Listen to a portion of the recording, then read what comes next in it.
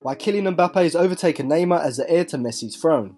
Before this video starts, make sure you subscribe to the channel and click the bell so you don't miss out on any of the tactical analysis, scout reports, play comparisons or snap documentary videos coming up over the next few weeks, and give this video a like if you enjoy it. I've recently released a few videos tactically analysing Premier League matches. I've done one on Wolves vs Manchester United, Manchester United vs Chelsea, and Chelsea vs Liverpool, so I'll leave those in the eye above so you can watch them after this video. From 2008 to 2018, Ronaldo and Messi dominated European football, being consistently the two best players on the planet. They moved ahead of other mere mortal players by scoring 50 plus goals in a season and turning up consistently in the biggest games of the campaign. It seemed for a long while like no other player would be able to get anywhere near this sort of output, but then came along a certain French teenager. Kylian Mbappe burst onto the scene in the 2016-17 season, scoring 15 goals in 29 Ligue 1 appearances, overperforming his expected goals rate by a staggering 6.72 goals and helping Monaco snatch the French League title away from the big spending PSG. But it was in the Champions League where he set the world on fire, scoring 6 times with a minutes per goal rate of 1 goal every 89 minutes, which was only bettered by Lionel Messi in that competition. His frightening pace, off-the-ball movement, dribbling ability and clinical finishing is something that isn't usually seen combined in one player, and when he put 3 past Dortmund over 2 legs and 2 past Manchester City over 2 games to send Monaco through to the Champions League semi-final, the world stood up and took notice. That summer he moved to PSG for £166 million, though the first year it was registered as a loan due to PSG trying to bypass FFP restrictions, with the deal being fully completed in the summer of 2018. Whilst Mbappe's transfer shocked the world, it was another big-name superstar's move to Paris Saint-Germain which took all of the headlines. That was of course Neymar, who moved from Barcelona to PSG in a record-breaking £198 million move. At that time, Neymar was a superstar with Mbappe as his understudy. Neymar's entire move to PSG was seen as a way for him to break out of Messi's shadow, in order to eventually surpass the Argentine as being the world's best player.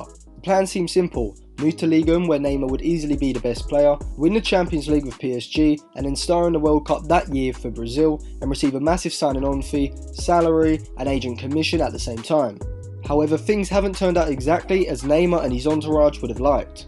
In the 2017-18 season, Neymar hit 19 goals in 20 Ligue 1 games, whilst overperforming his expected goals rate by 2.46 goals. He also created the second most key passes per game in the league that season with 3.5 and made the most dribbles per game with 7.1, almost double the player who came second, Alain Saint-Maximin, who only registered 3.6 per game.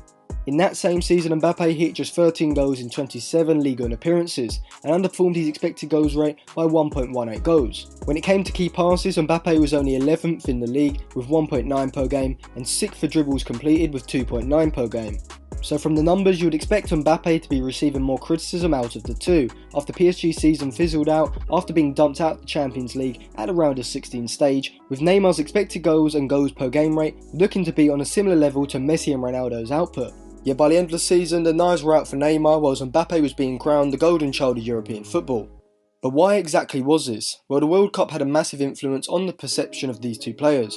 While Mbappe was busy winning the tournament, scoring 4 goals in the process, putting in outstanding performances versus Argentina and Croatia, Neymar's Brazil looked less than impressive, being dumped out at the quarter-final stage, and the world's most expensive player garnering a reputation for rolling on the floor rather than putting the ball in the back of the net.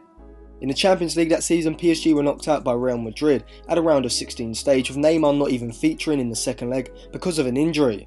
That season, Neymar was injured from the 26th of February to the 27th of May, and many accused the Brazilian of not exactly hurrying back, with his head being focused on the World Cup that summer.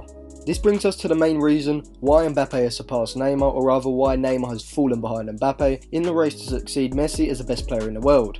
Whilst Neymar has outstanding per game statistics, the total amount of games he has played since being at PSG has been the main issue. Since signing, Neymar has missed 48 games for injury for PSG, while missing 34 of those games after February, leading to believe that some of these injuries aren't exactly bad luck and more perfect timing for Neymar, whose head is often turned by his extravagant off-the-pitch lifestyle and his overall image. Compare this to Mbappe, who's only missed 4 games since signing from Monaco.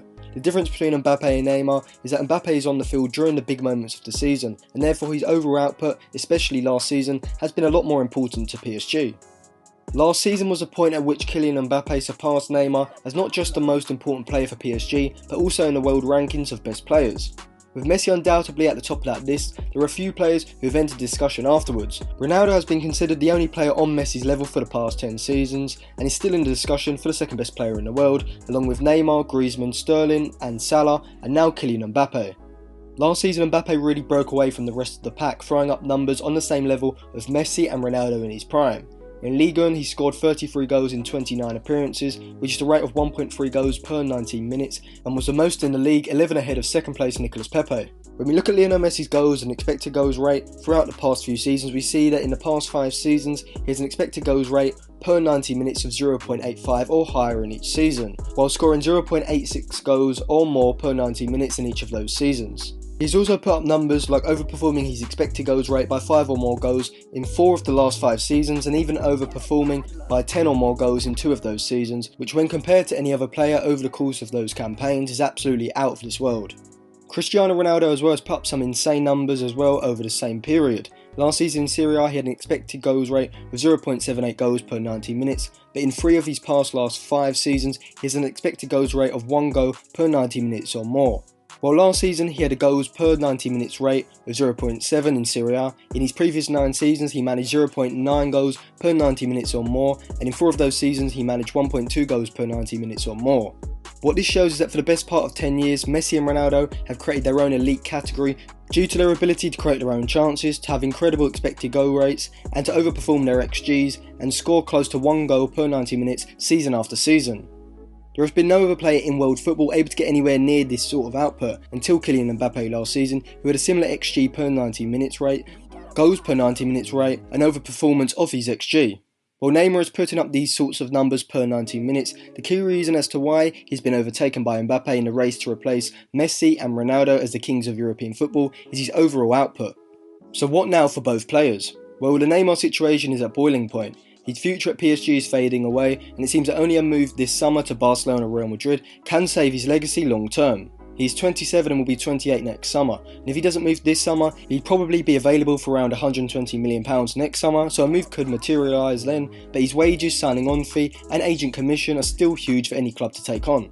While he would still have 4 or 5 years left at his peak, if he maintains himself, his career will probably not reach the level of Messi or Ronaldo, legendary superstars, which is what 25-year-old Neymar thought was his destiny.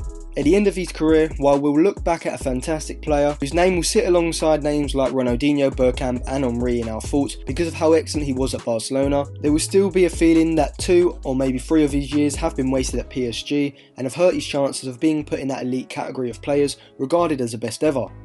Mbappe on the other hand can really be what he wants. He is only 20, which is ridiculous when you consider what Messi and Ronaldo were doing at that age. Messi was 20 in the 2007-2008 campaign where he scored 16 goals in 40 games for Barcelona, scored a hat-trick in the previous season versus Real Madrid and came 3rd in the Ballon d'Or race behind Kaká and Ronaldo. Cristiano Ronaldo at 20 during the 2005-2006 season was fantastic and frustrating at the same time. His end product needed a lot of work, which can be seen as at the end of the campaign, Ronaldo had scored just 12 goals in 47 games. In a comparison between 20-year-old Ronaldo and 20-year-old Mbappe, the Frenchman probably wins, even though Cristiano obviously developed into a monster a little later down the line. The only thing at the moment that stops Mbappe from pushing for that Ballon d'Or is the fact that PSG haven't advanced past a round of 16 in the Champions League, meaning that he hasn't had the opportunity to make the difference in these big games as Messi and Ronaldo have been able to do. Mbappe will eventually have to make a move to either Barcelona or more probably Real Madrid in the next 2 seasons, as his contract with PSG expires in 2022, meaning that next summer if he isn't sold and goes into the summer of 2021 as a PSG player, his value will be reduced dramatically. You'd imagine the move he wants to make is to Real Madrid, so that he isn't in Messi's shadow as he would be if he moved to Barcelona. Without Ronaldo, Mbappe would be taking on the mantle of being Madrid's main man.